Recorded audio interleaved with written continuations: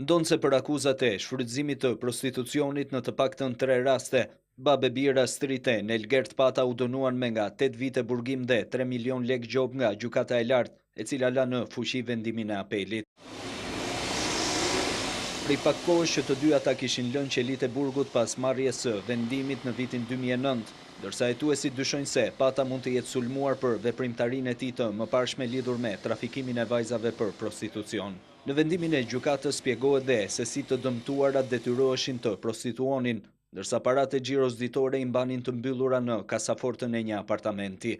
Më pas aty vinte një tjetër person i cili i merrte e ja dërgonte Astrite në Elgert Patës në Shqipëri. Babe Bir kishin arritur të trafikonin 3 vajza, duke i mashtruar se do i dërgonin jashtë për pushime.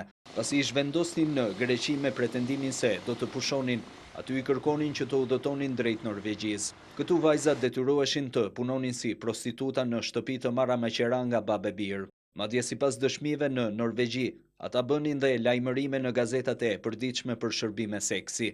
2 personat e shoqëruar nga policia si të dyshuar që kishin lidhje me konfliktin u lanë të lirë, ndërsa në Elgert Pata është shpallur në kërkim.